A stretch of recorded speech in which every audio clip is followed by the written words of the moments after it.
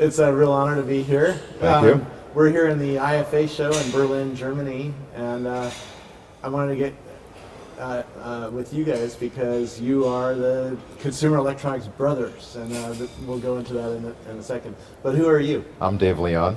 And who are you? Steve Leon. Yeah, and a little bit behind the scenes so viewers can have some concept of what you do. You run these Showstoppers shows at consumer electronics shows around the world, and CTIA, and tell me a little bit some of the shows you guys.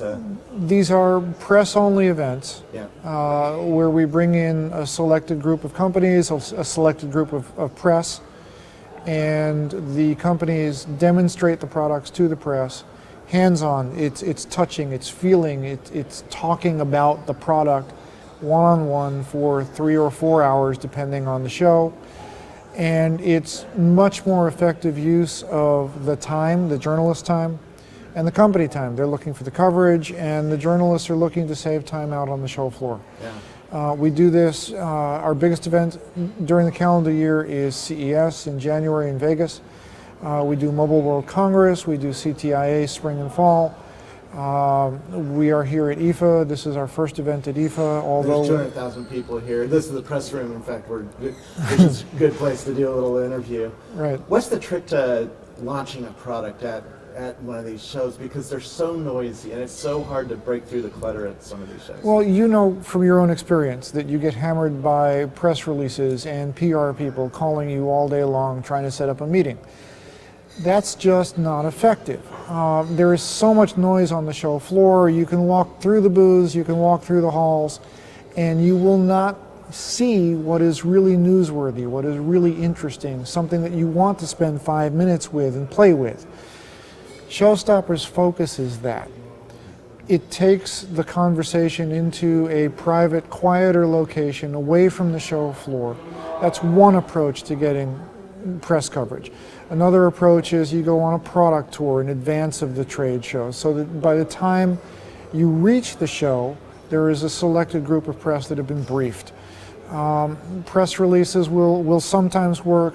You spend a lot of time on the web with Twitter and Friendster asking people, please give me some insights. What do I need to pay attention to? Yeah. There are multiple approaches. No one exclusively works. No one exclusively needs to be kicked down the lane and just ignored. Yeah. What's the secret to keeping a brother team?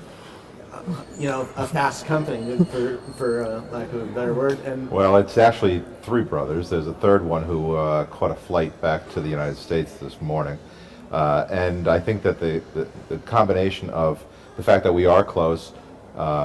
But we are also a distance apart. I live in New York, Steve, of course, is in Austin, Texas, and Bob is in Cleveland. There's also the separation of the functions of the company that we do. And so generally we don't, quote-unquote, step on each other's toes. There are times where I will ask Steve for some help. The workload gets higher, but for the most part, Steve has his job functions, I have mine, Bob has his. And we all come together when it's time to do an event. And we usually, within 2 weeks of an event, that's when we were talking almost daily on the phone. Usually Steve and I are several times a day. And usually with Steve and I, we're usually talking every day in the weeks leading up to it, but Bob comes into the conversation probably about two weeks before, and usually a number of times during the day. And then we just gather in whatever town we're supposed to, and we have a great time, and then it's time to leave. What's the secret to Showstoppers? Why is Showstoppers such a big deal for us in the press because I show up to CES and everybody talks about shows. You got to go to the Showstoppers thing. It's, and normal people who don't come to the Consumer Electronics Show might not have heard of you, but Sure. in the tech industry, you have made a dramatic impact. What's your secret? Well, I think that value is a significant part of that. It's now 15 years that we've been doing it, and for those 15 years, there's always been the same standard of excellence. That is serving the journalists the best products, the best information in the most effective and productive manner possible. And that basically means pulling as many companies as together that a given event will be able to do. For a CES show, it's usually somewhere north of 130 companies or 120 companies. But then we bring all these journalists into the room as well. And they're able to find all of the new things that are going on, all the new products that are being released. They're able to do it all at one time in one evening and get their stories. By the time they're out on the show floor, they're going to be missing their opportunities to meet with product managers or PR agencies. They go to a booth at one end of the South Hall, for example, at Las Vegas, or even here in Building 25, and then they have to rush over to another building that's on the other side of the campus, so to speak. So here we bring everybody together, and it becomes a very effective manner of meeting the business people in the consumer technology arena. And Robert, there are also several other things we do. Each event we finish, we take it apart, we break it, and we put it back together again, we hope better the next time.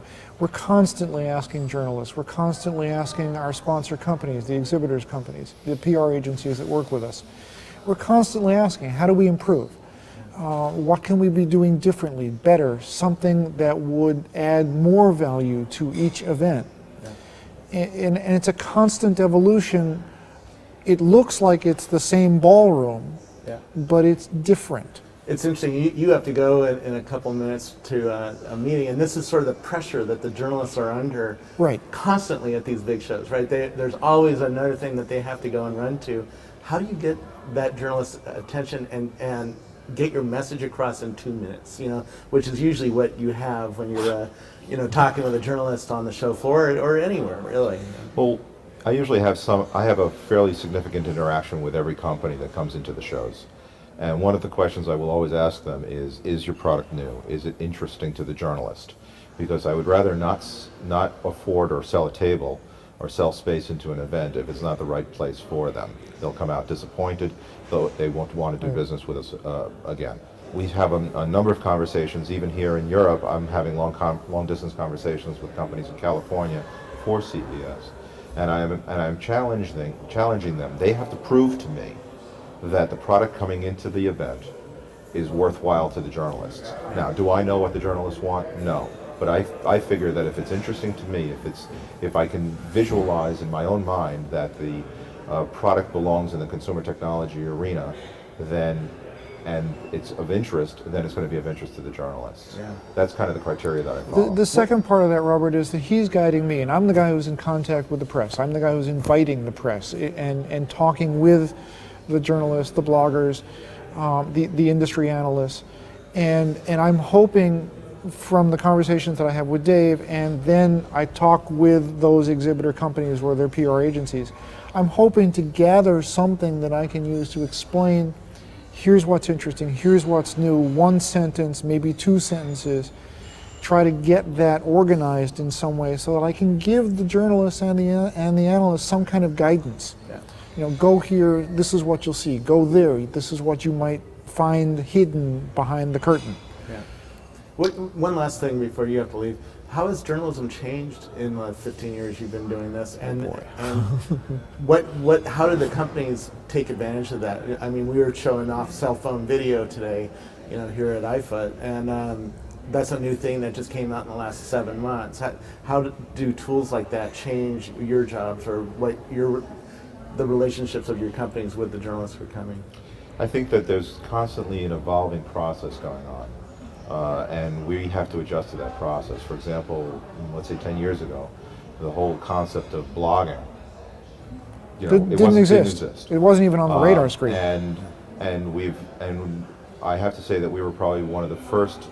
We were we recognize very quickly the value that bloggers added to our event. Now, within that, you have to filter down and determine if that's, if it's a mom and pop type operation as far as a blogger, because anybody can call themselves a blogger in many cases, and it does happen, or, you do have a legitimate freelancer or contributor who's going under a blog. And you also want to take a look and see if that blog is being written. So clearly that technology has changed. The ability of being able to post, for example, through Twitter via a cell phone, the information is getting out there instantaneously. And I think part of it is because we're all on information overload. The journalists are on deadline constantly. They have to get information in. As soon as they're finished with CES, they're gearing up for another show.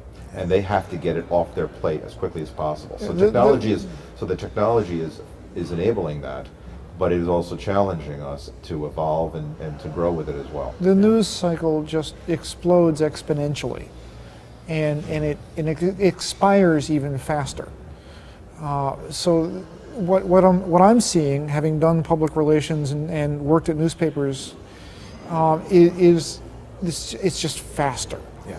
And the faster you can get the information out, the more chance of success with the product, the more chance of something going viral. Yeah. And speaking of speed, I gotta let him go. So thank you very much for giving me a little look into your life and inviting me over to see IFA and be part of the Showstoppers event. Thank you. Thank you. Thanks.